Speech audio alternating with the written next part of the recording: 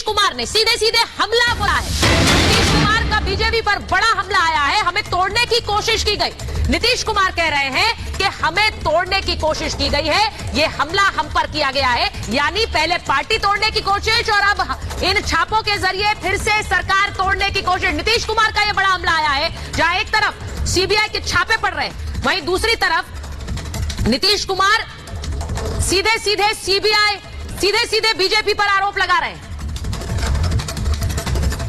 और जो छापेमारी की कार्रवाई हुई है, उस छापेमारी की कार्रवाई को लेकर जिस तरह के आरोप लग रहे हैं, अब उसको लेकर आपको पूरी जानकारी देते हैं। आपको बताते हैं कि ये पूरा मामला है क्या। जमीन के बदले नौकरी देने का आरोप क्या है। जमीन दो नौकरी लो। लालू यादव के रेल मंत्री रहते ये मामला हुआ था और उस समय जमीन के बदले रेलवे ग्रुप डी में नौकरी दी गई थी। यानी कि आप नौकरी लीजिए और फिर जमीन दीजिए। लाभार्थियों से नौकरी के बदले जमीन ले ली गई और लालू परिवार को यह जमीन मिली। अब इसी को लेकर आज जो कार्रवाई हो रही है, रिश्वत के तौर पर कौड़ियों के भाव ये जमीन ले ली गई। और कैसे, इसी को लेकर जब कार्रवाई हो रही है, सीबीआई को नौकरी के बदले जमीन के 7 मामले मिले हैं। सीबीआई का कहना है कि ये 7 ऐसे मामले हैं जिसमें नौकरी दी गई और उन भर्तियों के बदले कैसे जमीन दी गई जो सीधे सीधे लालू परिवार को मिली। सीबीआई ने 23 सितंबर 2021 को एफआईआर दर्ज की थी और आवेदन करने के 3 दिन के भीतर नौकरी दी गई, ये सीबीआई का कहना है। यानी कि आवेदन और फिर नौकरी मिल गई, बाद में नौकरी को नियमित भी कर दिया गया। यानी इस तरह का घोटाला लालू राज में चल रहा था और इसके बदले में लाभार्थियों ने अपनी अपनी जमीनें दी। यानी कि नौकरी के लिए जमीन दो नौकरी लो का यही मामला है। इसी को लेकर आज दिल्ली से बिहार तक जंग छिड़ी हुई थी, क्योंकि छापेमारी दिल्ली टू बिहार वाया झारखंड हुई। यह रिपोर्ट देखिए।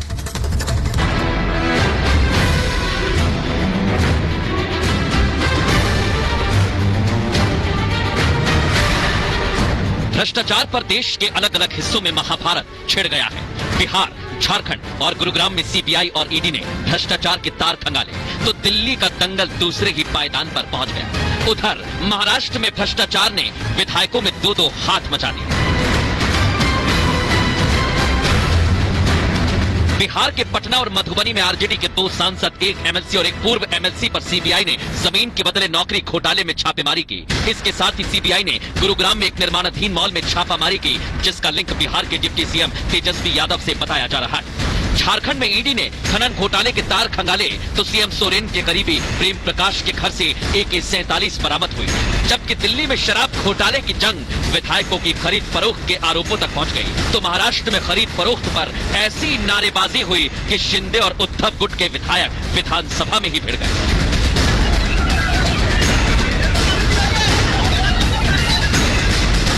बिहार में शक्ति परीक्षण से पहले छापेमारी पर पूर्व मुख्यमंत्री राबड़ी देवी ने पलटवार किया। हम लोग डरने वाला में से नहीं है। आज पहली बार नहीं हो रहा है छापेमारी। देश का तो वो लोग लूटा है, देश का वो लोग लूट लिया है। सीबीआई की छापेमारी पटना से मधुबनी तक हुई। नौकरी के बदले जमीन घोटाले में सीबीआई एक्शन में थी। सबसे पहले नंबर आरजेडी के एमएलसी खजांची और लालू के करीबी सुनील सिंह का आया, जिसके बाद बालकनी में खड़े सुनील सिंह आग बबूला हो गए।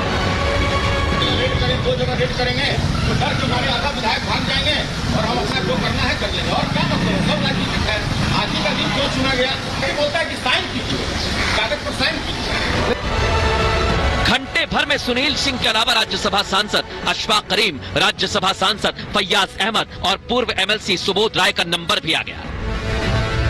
कुल मिलाकर सीबीआई ने 24 ठिकानों पर छापा मारा। इस पर भड़की एमएलसी सुनील सिंह की पत्नी ने सीबीआई पर मानहानि का दावा ठोकने की धमकी दे डाली।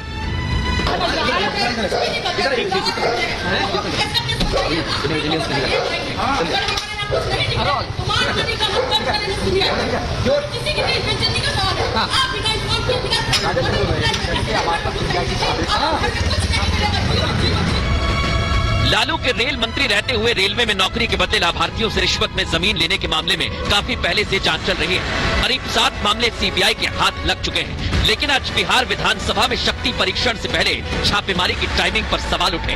बिहार के डिप्टी सीएम तेजस्वी यादव ने विधानसभा से पलटवार किया। एक कंपनी का नाम लिया जा रहा था, जो कंपनी साफ तौर पे हमने उसका नाम लिया है अर्बन क्यूब्स मॉल है।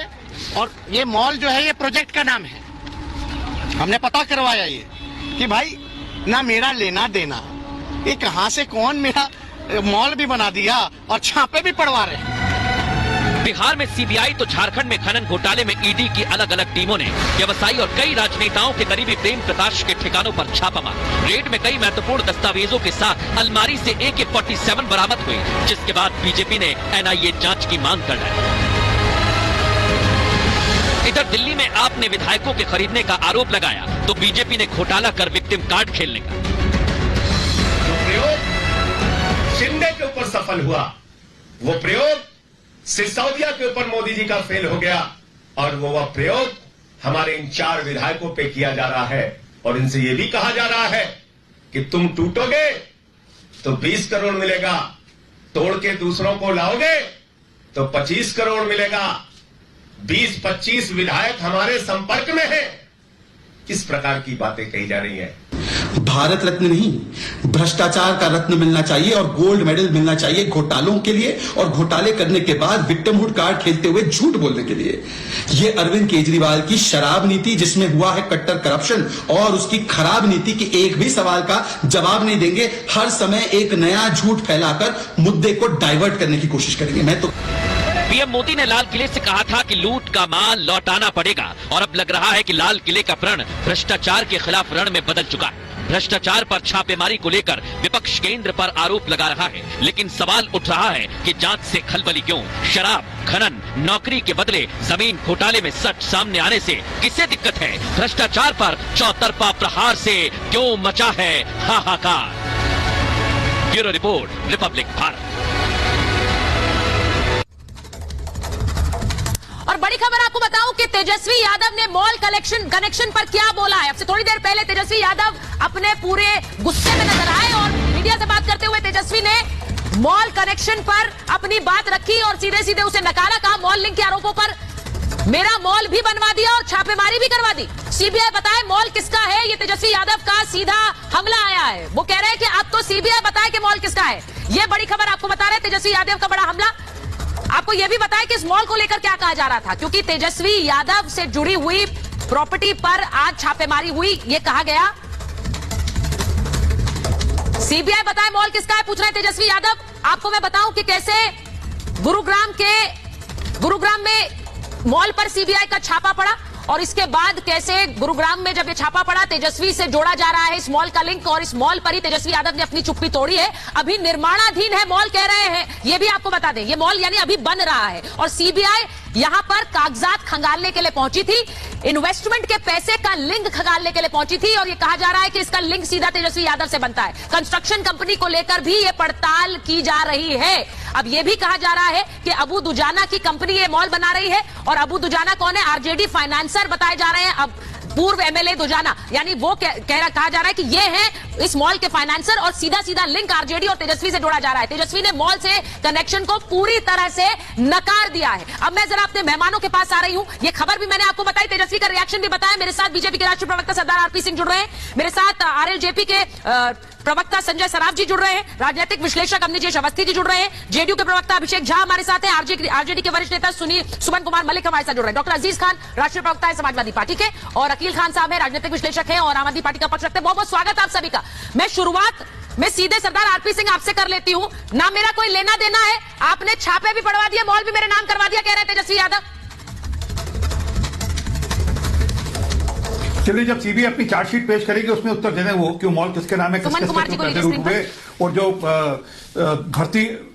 भर्ती घोटाले के दौरान जो जमीनों के घोटाले किए उसके जमीनें बेचकर कहां वो पैसा गया, किसके माध्यम से गया, और अबू दुजान के साथ क्या संबंध है, ये सब अभी और हफ्ते भर में सीबीआई अपनी चार्जशीट में पेश कर देगी। सारे के सारे कनेक्शन, सारे लिंक निकाल कर दे देगी कि कहां से कहां पैसा घूमा, कैसे मॉल तक पैसा पहुंचा, और अबू दुजान का क्या संबंध है। ये कह रहे हैं हमारा अबू दुजान से संबंध नहीं है तो अलग बात है, बाकी अबू दुजान का संबंध मॉल से ये भी आपको थोड़ी देर में स्पष्ट हो जाएगा।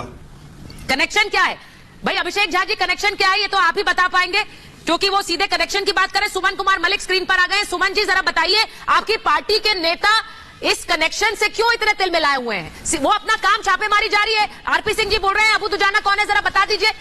इस मॉल के फाइनेंसर कौन है, जरा बता दीजिए। इस लिंक को खंगालने में कोई आपत्ति होनी नहीं चाहिए आपको।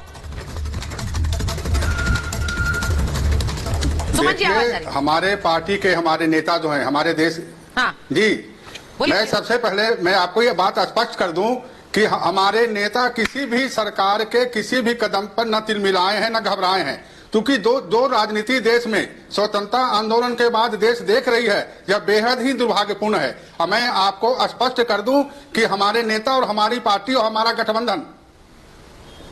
गठबंधन किसी भी सच्चाई के सामने करने से परहेज नहीं कर रही है, क्योंकि हम बड़ी ईमानदारी से राजनीति करते हैं। हम किसी जात धर्म की राजनीति नहीं करते हैं। हमारी जो राजनीति है उन लोगों के लिए है। हमारे महागठबंधन की राजनीति उन लोगों के लिए है जो पिछले वर्षों से विकास की मुख्य धारा में या तो आ नहीं पाए हैं या जितना आना चाहिए था। वो कह रहे हैं ऐसे ही आपने विकास किया है, नौकरियां दी और जमीन उनकी ले ली, ये विकास किया है। वो कह रहे नौकरियों के हम नाम तो पर दे रहे जमीन हैं। ले ली, नहीं, ये तो विकास सरासर किया आपने आरोप है। पिछड़ों का। सुनिए एक सप्ताह पहले तक हमारे नेता सर्वमान्य नेता थे। हमारा जो दल है, हमारा राजनीतिक दल है, दूध का झोला हुआ था, और जब से हमने बीजेपी का साथ छोड़ा है तब से हम पर आरोप लग रहा है। ये क्या दुर्भाग्यपूर्ण स्थिति है। हम आपके साथ हैं तो राम राज्य है, और आपके साथ नहीं है तो रावण राज्य है। देखिए, भाजपा और केंद्र की सरकार अपने शर्त पर देश में राजनीति करना चाहती है। हम इसकी निंदा करते हैं, क्योंकि हमारे नेता और हमारा गठबंधन सिर्फ विकास की बात करता है, वो जात धर्म की बात नहीं करता। हम मीसा भारती के खिलाफ आरोप नहीं है क्या? आगे अगर आप ये बोलेंगे, लालू यादव जी की पार्टी के नेता ये बोलेंगे कि हम जाति की राजनीति नहीं करते हैं, तो कौन कोई इस पर विश्वास करेगा क्या? सुमन जी की आदत है। नहीं, सुमन जी आप ये बोलिए, ये आपका पूरा हक है कि बदले की सियासत है। मैं आरपी सिंह जी से सवाल पूछूंगी, लेकिन आप ये बोलेंगे कि